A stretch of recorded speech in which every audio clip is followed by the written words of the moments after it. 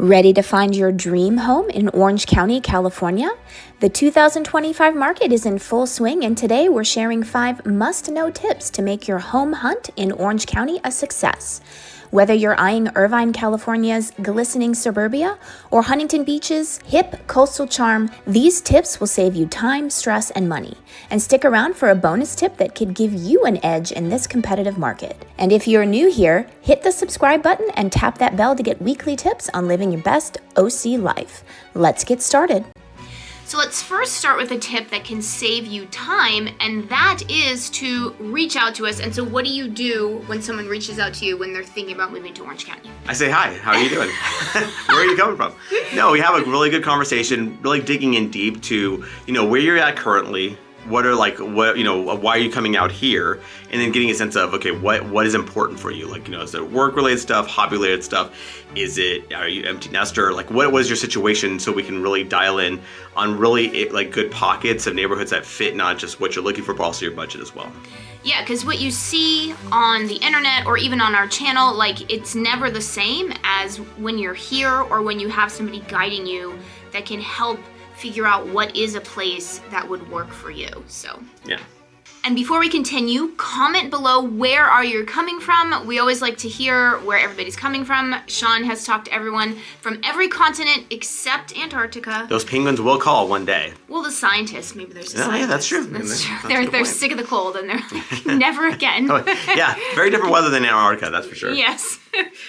So before we continue, let's introduce ourselves. I'm Shawn Nazad. And I'm Courtney Nazad. And we're licensed realtors here in the state of California. And if you're watching this channel, you might be thinking, wow, Shawn, I love Orange County. I love the Pacific Ocean. I love the blue skies. I love the perfect weather. I can't wait to move it here now. The problem is I'm not local. I may be out of state. I may be even out of the country, so I don't know what to do. I totally get that. That's when you reach out to us so we can have that conversation over the phone, finding out specifically what you're looking for and be your boots on the ground so we can do virtual tours of homes as well as the neighborhoods that they're in to really give you a good sense of what's out there. So when you do come out here, your time is spent more efficiently. So what you want to do is you want to give us a call or shoot us a text.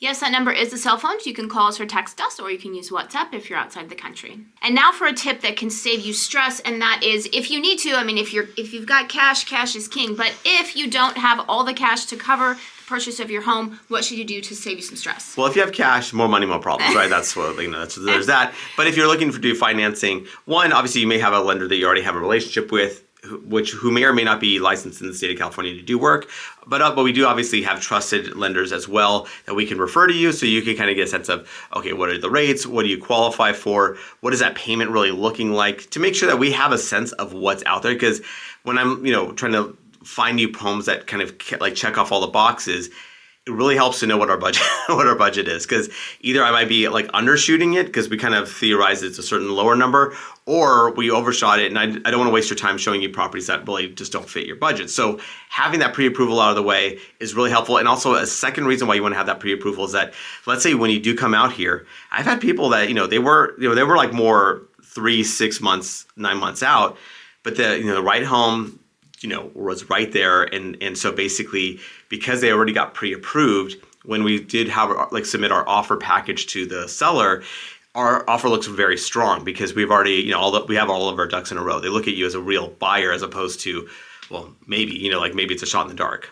So before we get to the next tip, which is about saving you money, don't forget to stay tuned. Cold hard cash. Don't forget to stay tuned for our little bonus tip that will help you stay competitive in this competitive market. Now, for the money tip, you might want to consider cities other than the really famous ones. And the reason why we say this is because, tons of people will call Shawn for Irvine. They've heard about Irvine. They love Irvine. Irvine is definitely on the pricier side, but there are definitely a lot of cities that offer you similar things to Irvine or may even fit you better than Irvine. So I guess the tip is keep your options open when you're thinking about where you want to live. Yeah, inevitably, when we have that discovery call, that conversation, I'm finding out, obviously, where do you have to be on a given day, right? So, let's say people, we know that we see the metrics on the channel. A lot of people are reaching out because of Irvine itself. And Irvine's a fantastic city. There's a reason why it has so much acclaim, and there's a reason why a lot of people are interested in it. But it doesn't necessarily mean it's an end-all be-all of destinations. Where you may find that, when I'm trying to understand what your situation is, basically I go, okay, how about these other cities that could check off the boxes as well? That gives you almost everything that Irvine wants, or that you would want out of Irvine, perhaps even more so. And then also, one, it gives you more options, but two, it could be a better price point as well. And then just briefly, Shawn does have a few cities that he likes to call unicorn cities. Cities like Aliso Viejo or Huntington Beach, which may be surprising to you. And these cities, we're not saying that they're cheap. They're certainly not cheap. Orange County is not cheap. Not on not on a scale of like countrywide, yes. Definitely. Yeah, it's not cheap compared to the median price for the United States. However, there are cities in Orange County that give you surprisingly a lot for the value. They have great value for what they offer. Yeah, like Huntington Beach, for instance, as you brought up, is one of those, like if you're looking for a coastal city, like I want to be near the beach, Huntington Beach is pretty incredible because one, it's a coastal city, but two, it's like literally borders a city that's 3 times more expensive than in Newport Beach. And you're going, wow, like proximity wise, you're fairly easy to get in and out of. So it's not like it's not like it's way out of the way. It's actually rather convenient, but at the same time, it's just such a good value in relation to its neighboring cities. And then Aliso Viejo is another one of those unicorn cities I absolutely love. It's just like, this is one of my Irvine alternatives where if you're looking at Aliso Viejo, inevitably make that list as, well, what do you think about this city? Because it's also on the coastal side of the 5 freeway, so it has better weather. Again, all of Orange County has great weather. I have to have the disclaimer because it all is great. But once you get here, you kind of get really sensitive to even better weather, so where it's like that much more perfect, right? So, it's like the coastal areas are just perfect. And then as you go a few miles inland, it gets a little bit less perfect, but still incredibly good when you consider the rest of the country. And then a few more miles inland, it's less perfect than that. So it's one of those things where Aliso Viejo is actually in that nice little sweet spot where location-wise, it's fantastic. It's not that far south either. So if you do need to kind of commute to North Orange County or to Irvine, it's not too hard to do. But the price point's actually pretty reasonable. Yeah, but that's why you got to reach out to Shawn because it's not just about Huntington and Aliso Viejo, right? I mean, exactly. Everyone's unique. And Shawn knows Orange County so well that, he'll be able to offer you some options that you may have never even considered. Yeah, and the thing is that I'm not stuck on a specific city, right? Like, it's more like, okay, I'm listening to what what the feedback is, and then going, okay, well, where in Orange County would this actually be the best option for you, or one of the options at least to consider? Yeah, and comment below, what cities are you thinking about moving to if you are thinking about moving to Orange County? Now, another tip, the 4th tip to save you money, this one's to save you money, is you have to consider the entire cost of the home, or if you're buying, a condo or a townhome. And when I say that, I'm talking about things like HOAs, if there is one, or Mellow Roofs. You want to talk more about that? Yeah, exactly. So people look at the price of the property, and that's one thing. But there are other fees. Like, for instance, I bring up like Rancho Mission Viejos, which is the newest community in Orange County itself. Yeah. If you heard that, that's our dog snoring.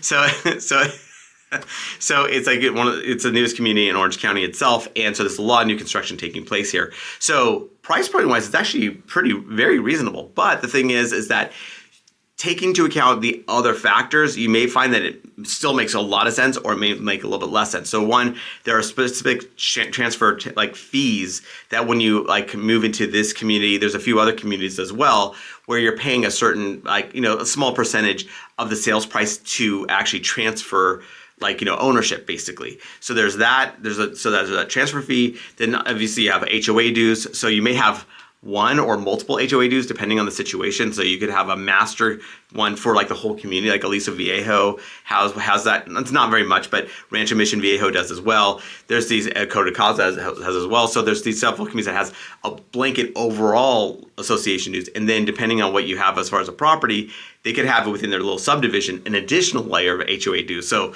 that could add up pretty quickly. And then on top of that, any newer property that's built beyond 2000 could possibly have Mellow Roofs, which is an additional layer of property tax. So your general property tax rate is about 1.1% of the assessed value of the property. However, with Mellow Roofs, it varies dramatically depending on the development and where in the Orange County it is. But let's say using Rancho Mission Viejo as an idea, I had a sale recently where the Mellow Roofs rate basically made the whole property tax rate about 1.9%, which is nearly doubling. So that could be a bit of a sticker shock for some people where they're like, okay, I don't want to do that. Or they go, you know what, actually factoring the account of what they offer, it still makes a lot of sense.